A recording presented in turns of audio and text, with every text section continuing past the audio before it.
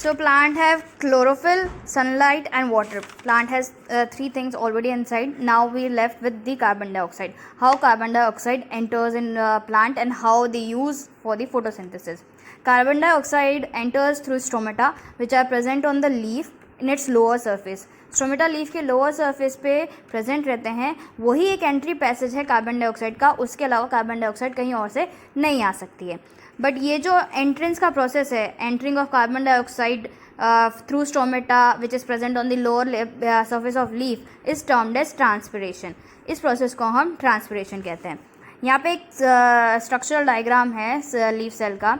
Leaf cell का की सबसे ऊपर वाली लेयर होती है क्यूटिकल. ये वैक्सी ऑयली लेयर होती है जो नॉर्मली किसी चीज़ को भी लीफ के ऊपर बैठने नहीं देती है, ताकि उसको कोई इन्फेक्शन या कोई लीफ कोई कट फट नहीं जाए, इसलिए. Then is epidermis. It is also termed as upper epidermis because ये लीफर के अपर सर्फेस पे प्रेजेंट रहती है, इस वजह से इसे अपर एपिडर्मिस कहते हैं. It protects leaf from any infections and any microbial entry. It doesn't let microbe penetrate after this epidermis.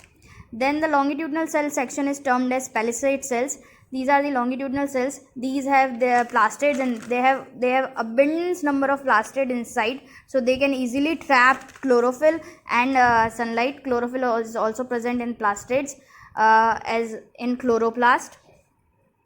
Plastid contain, there are three types of plastid: leucoplast, chloroplast and chromoplast. Chromoplast contains the largest amount of chlorophyll which is present in the plastid, and these palisade cells have 2 to 3 plastids in one cell. So they have the abundance number of plastid which can trap sunlight, and because of plastid number they have more number of chloroplast which increase the concentration of chlorophyll over this area. Then are these the circular cells you are seeing. These are termed as spongy tissues or spongy cells. इनके अंदर होते हैं xylem और phloem जो हमारे transportation के लिए help करते हैं. जो भी वाटर रूट एब्जॉर्ब करती है वो ट्रांसपोर्टेशन के थ्रू जाइलम में भेज दिया जाता है और वो इस पार्ट में स्टोर किया जाता है. Now we have sunlight and chlorophyll over this part and we have water. Now remains carbon dioxide. Leaf की सबसे जो लोअर सरफेस होती है उसे हम कहते हैं लोअर एपिडर्मिस.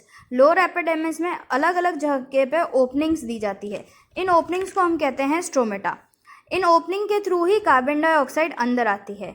इन्हीं ओपनिंग के थ्रू कार्बन डाइऑक्साइड अंदर आती है, तो फिर हमें कार्बन डाइऑक्साइड मिल जाती है. वाटर जाइलम के थ्रू आ जाता है, प्लास्टिड सनलाइट ट्रैप कर लेती है और क्लोरोप्लास्ट में क्लोरोफिल होता है. इसी के थ्रू लीफ के पास चारों कंपोनेंट्स आ जाते हैं जो उनको यूज़ चाहिए फोटोसिंथेसिस के लिए. Now this entering of carbon dioxide is termed as transpiration. Exchange of water on carbon dioxide through stomata is termed as transpiration. Transpiration में होता क्या है? Transpiration is taken place in stomata. This is the structural diagram of stomata. This is the structural diagram of an stomata. It contains of two bean-shaped cells which are termed as guard cells, which have a nucleus inside them, and these are the abundance number of chloroplasts present over there. Then these have the leafy type of cells. They are termed as subsidiary cell or leafy cells. Then they have this opening which is termed as stromatal pore. अब होता क्या है, इस guard cell में पानी enter होता है, इस गार्ड सेल में वाटर एंटर होता है, तो ये गार्ड सेल स्वेल हो जाते हैं. जैसे ही ये गार्ड सेल स्वेल होते हैं ये स्ट्रोमेटल पोर खुल जाता है तो CO2 आउटर एटमॉस्फेयर से रश करके आती है. CO2 आउटर एटमॉस्फेयर से रश करके आती है और स्ट्रोमेटल पोर में एंटर हो जाती है. इससे CO2 अंदर आ जाती है और इसी सेक्शन से वाटर बाहर चला जाता है. इसलिए एक तरफ से पानी बाहर जा रहा होता है और उसी तरफ से CO2 अंदर आ रहा है. इस पूरे प्रोसेस को हम कहते हैं ट्रांसपिरेशन. एक बार हमें एडिक्वेट अमाउंट ऑफ स्टोमेटा में कार्बन डाइऑक्साइड आ जाती है तो स्टोमेटल पोर क्लोज होता है. इसमें क्या होता है, वाटर फिर से अंदर आता है, फिर वापस गार्ड सेल में चला जाता है, गार्ड सेल से वापस लीफी सेल से और लीफी सेल से बाहर. इस वजह से वाटर बाहर चला जाता है और ये स्टोमेटल पोर क्लोज हो जाता है, इसलिए हम इसे कहते हैं close stomatal pore. So this is the process of transpiration takes place. Guard cell gets swelled by the entrance of water. Then water is being transferred into the stromatal pore. Water converts into water vapor and is evaporated in atmosphere. And neither at the time carbon dioxide enters in the stromatal pore.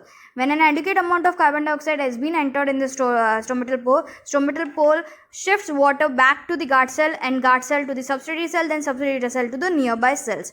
This result in the closure of the stomatal pore, and hence the stomatal pore closed and carbon dioxide get intact in the leafy structure. So इसके through हमारा पूरा का पूरा photosynthesis यानी nutrition in plants खत्म होता है. Then we begin with nutrition in animals. सबसे पहले हम न्यूट्रिशन एनिमल्स में सिंगल सेल ऑर्गेनिज्म की बात करेंगे, जिसका एग्जांपल मैंने लिया है अमीबा. अमीबा के अंदर जो न्यूट्रिशन का प्रोसेस होता है उसे हम कहते हैं phagocytosis. Process of uptaking food by amoeba is termed as phagocytosis. Amoeba एक यूनिसेलुलर सिंपलेस्ट ऑर्गेनिज्म है जिसकी बॉडी का कोई परफेक्ट शेप नहीं होता है. उसमें सिर्फ एक परमानेंट न्यूक्लियस होता है और बाकी की सेल ऑर्गेनल्स प्रोजेक्ट नहीं होती या दिखाई नहीं देती है. So only a nucleus can be seen in amoeba. So this is a structure of amoeba. It doesn't have regular structure. It is an irregular structure. Doesn't have fixed shape. Whenever amoeba sights a food particle near its by, जब भी amoeba को लगता है उसके near by में कोई food particle है तो वो केमिकल रिलीज करना शुरू करता है. जैसे ही amoeba senses any food particle that is in a nearby environment, the membrane of the cell membrane of amoeba forms two structures which is termed as pseudopodia. These are also termed as false feet. ये false feet जैसे structure बनाता है जो food को engulf करने में मदद करता है. इन false feet के थ्रू वो food के पास आता है और धीरे धीरे food को engulf करना शुरू करता है. इस तरह food को पार्टिकल को पूरी तरह से अमीबा engulf कर देता है. जब भी अमीबा फूड पार्टिकल को engulf करता है उसे हम इंजेशन कहते हैं. यानी engulfment of food particle is termed as ingestion.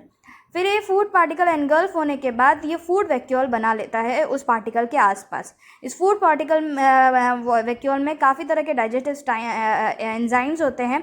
वो इस फूड पार्टिकल को डाइजेस्ट करने का काम करते हैं, इसलिए हम इसे कहते हैं डाइजेशन.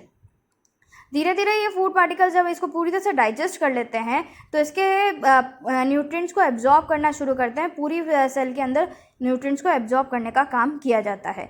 एक बार जब न्यूट्रिएंट्स सारे एब्जॉर्ब हो जाते हैं बाय द ऑर्गेनिज्म तो इस फूड पार्टिकल्स के अंदर अब एक्सक्रीटरी एंजाइम्स की एंट्री हो जाती है. इस वजह से इन फूड पार्टिकल्स को अब हम कहते हैं excretory vacuole. Now this food vacuole is termed as excretive vacuole. Then this excretive vacuole shifts towards the membrane की तरफ शिफ्ट करता है. मेम्ब्रेन के पास पहुंचते ही बर्स्ट हो जाता है. बर्स्ट होते ही इसमें जितना भी वेस्ट होता है वो सेल के बाहर चला जाता है. And this whole process is termed as egestion. यानी the release of waste through the from the excretion wall vacuole to outside the body is termed as ingestion. So first is engulfment of the food particle is termed as ingestion. Then digestion of food by formation of food vacuole is termed as digestion. Then when the digestion complete, food vacuole forms release the particles to the cell which from the excretion wall vacuole to outside the body is termed as ingestion. So first is engulfment of the food particle is termed as ingestion. Then digestion of food by formation of food vacuole is termed as digestion. Then when the digestion complete, food vacuole forms release the particles to the cell which absorb the nutrients which they require. Then once the nutrient is being absorbed, the food vacuole is converted into excretory vacuole by the formation of excretive enzymes which later on moves to the membrane of the cell, then burst and release the waste outside the body. This is how the nutrition in amoeba has been processed, and this process is termed as phagocytosis. Then we moving back forward. Then is nutrition in human body. First we have learned nutrition in unicellular. Now we are learning nutrition in multicellular. So we have an example is human body. How nutrition has take place in a human body. Normally we all know we take much more complex kind of food in our daily routine. So our digestion process is quite lengthier than comparative to any other organism. So our digestion process begins with our buccal cavity. whenever you smell food through your nostrils, buccal cavity releases saliva immediately. It doesn't really needed to intake food. Only the smell can always generate your digestion program. आपकी मतलब food की smell से ही आपके अंदर digestion enzymes release होना शुरू हो जाते हैं या बॉडी तैयार हो जाती है डाइजेशन करने के लिए. So first digestion begins with buccal cavity, that is your mouth. Mouth के थ्रू हम फूड इनटेक करते हैं, इसे हम इंजेशन कहते हैं. Food is intaken by the mouth and chewed and bitten by the buccal cavity which is termed as ingestion. Buccal cavity have incisors, canines, premolars and molars. Incisors is for biting, canines incisors is for tearing, canines is for biting, premolars for chewing and molars for forming bolt. Food is converted into bolt in mouth. Then mouth releases a kind of liquidy substance which we all know is saliva, which is releases from salivary gland, which is present beside the buccal cavity. They have 3 glands which in one of which is salivary gland which releases the saliva. Saliva consists an enzyme which is termed as salivary amylase. This helps in the digestion. So digestion begin in mouth itself. Salivary amylase digests the carbohydrate component that is present in the food. Food के अंदर किसी भी तरह का carbohydrate present है तो उसका digestion mouth में शुरू हो जाता है थ्रू सेलेवरी एमाइलेज. कार्बोहाइड्रेट एक बहुत कॉम्प्लेक्स मॉलिक्यूल होता है, उसे सेलेवरी एमाइलेज की मदद से सिंपलर मॉलिक्यूल में कन्वर्ट किया जाता है जिसे माल्टोज है. ये क्वेश्चन ऑप्शनल है, आप चाहे तो लर्न करें, नहीं करें तो भी चलेगा. बस ये याद रखें कि carbon dioxide is been converted into smaller molecules by salivary amylase. एक बार कार्बोहाइड्रेट का डाइजेशन यहाँ हो जाता है तो यही फूड पास कर दिया जाता है ऑसोफेगस में. ऑसोफेगस में किसी भी तरह का कोई भी डाइजेशन नहीं होता है. ऑसोफेगस में सिर्फ फूड का मूवमेंट होता है जिसे हम पेलिस्ट्रेटिव मूवमेंट कहते हैं, जो उसे स्टमक तक पहुंचाने में हेल्प करता है. देन द फूड, और I have said bolus is been sent to the stomach.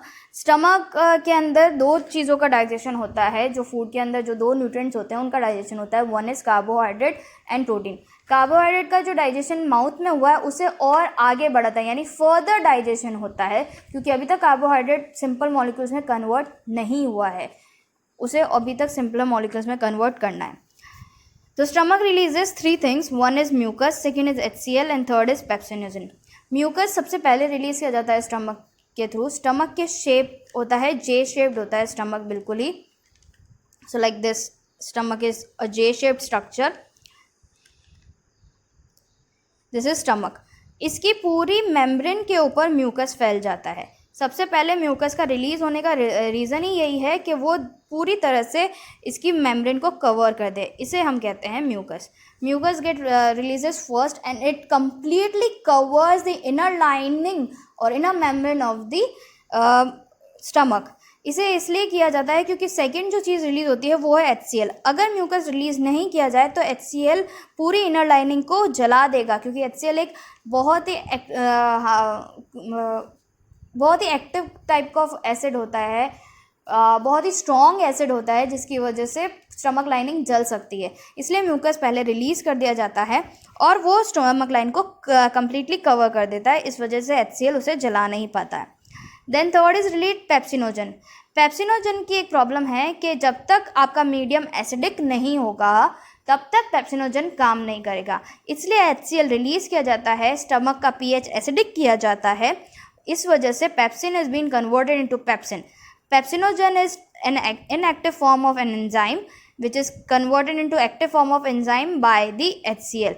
Pepsinogen सिर्फ एसिडिक मीडियम में ही एक्टिव होगा, अदरवाइज नहीं होगा. इस वजह से डाइजेशन टेक प्लेस नहीं करता है. इसलिए डाइजेशन करवाने के लिए पेप्सिनोजन को एक्टिव होने के लिए HCl रिलीज़ किया जाता है और उसे पेप्सिन में कन्वर्ट किया जाता है.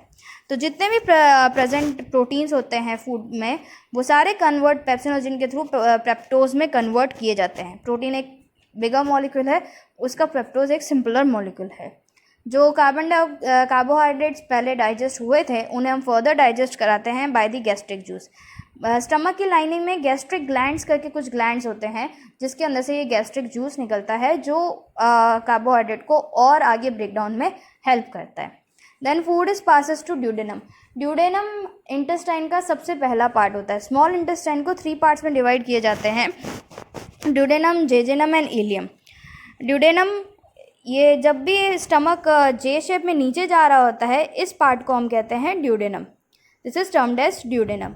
इस जे शेप पार्ट को हम नीचे वाले पार्ट को हम कहते हैं ड्यूडेनम, जो इंटेस्टाइन से कनेक्टेड रहता है, जो स्मॉल इंटेस्टाइन का पहला पार्ट है. इस ड्यूडेनम में लिवर से बाइल जूस आता है और पेनक्रियास से पेनक्रियाटिक जूस होता है. जो लिवर रिलीज करता है एक बाइल जूस और पेनक्रियास रिलीज करता है पेनक्रियाटिक जूस, जिसका सिक्रेशन रिसीव करता है ड्यूडेनम. जेजेनम में इंटेस्टाइनल जूस रिलीज होता है जो डाइजेशन को कंप्लीट करता है. डाइजेशन सारा का सारा जेजेनम में कंप्लीट हो जाता है, इसके बाद कोई भी फर्दर डाइजेशन नहीं होता है. इलियम में मोस्टली फूड का एब्जॉर्प्शन चालू हो जाता है. जितना भी फूड डाइजेस्ट हो गया है वो ब्लड वेसल्स स्मॉल इंटेस्टाइन के चारों तरफ रैप रहती है, वो धीरे धीरे फूड को एब्जॉर्ब कर जाती है और पर्टिकुलर सेल्स पे फूड को सेंड करना शुरू कर देती है. बाइल जूस के अंदर होते हैं lipase enzymes. Bile juice contain lipase enzymes. ये लाइपेज एंजाइम्स होते हैं जो फैट को कन्वर्ट करते हैं. जितना भी फैट है आपका, वो लाइपेज उसे ब्रेक डाउन करके फैटी एसिड्स में कन्वर्ट कर देते हैं. Bile juice contain lipase enzymes which digest fat and fat is converted into the fatty acids. जो पेनक्रियाटिक जूस है उनके अंदर पेनक्रियाटिक एंजाइम्स होते हैं जो बचा कुचा प्रोटीन और डाइजेस्ट करके ख़त्म कर देते हैं. तो bile juice digest fats and pancreatic juices digest proteins. So now the digestion completes in jejunum. Jejunum में डाइजेशन कंप्लीट कर दिया जाता है. इंटेस्टाइनल जूसेस होते हैं जो बचे हुए कार्बोहाइड्रेट्स हैं या बचे हुए मिनरल्स होते हैं, उनको डाइजेस्ट करने का काम इंटेस्टाइनल जूसेस करते हैं. इलियम में एब्जॉर्प्शन शुरू हो जाता है. जेजेनम में एक और चीज़ प्रेजेंट होती है जिसे हम कहते हैं विलाय. विलाय छोटे छोटे हेयर लाइक स्ट्रक्चर्स होते हैं जो इंटेस्टाइनल के इनर लाइनिंग में प्रेजेंट रहते हैं, जहाँ पे वो बाइल जूस को वर्क करने के लिए टाइम देते हैं. इस विलाय के विलीज के अंदर जो फैट है वो अटक जाता है और धीरे धीरे इसके ऊपर लाइपेज एंजाइम काम करता है और उसे फैटी एसिड में कन्वर्ट करता है. लाइपेज एंजाइम को काम करने में टाइम लगता है because fat is the much bigger molecule than compared to carbohydrates and protein. इसलिए उन्हें विलाय में सरफेस एरिया इंक्रीज होने की वजह से डाइजेशन में आसानी हो जाती है. Villi increases the surface area of smaller intestine which results in the better digestion of fat through lipase enzyme which is released by the bile juice. Then the food is passed to the larger intestine. Large intestine have 4 parts: column, cecum, rectum and anus. अब food का digestion complete हो गया है, absorption ilium में शुरू हो गया. अब लार्ज इंटेस्टाइन में एसिमिलेशन शुरू होता है. एसिमिलेशन ये होता है कि जो भी फूड पार्टिकल आपने एब्जॉर्ब किए हैं उनके बाद जो वाटर या मिनरल्स या सॉल्ट्स रह जाते हैं उनका एब्जॉर्प्शन जो बॉडी ग्रोथ में हेल्प कर सके. So the absorption of water, minerals and salt takes place in the colon. Colon basically ये वाला हिस्सा है जो प्रेजेंट रहता है लार्ज इंटेस्टाइन में.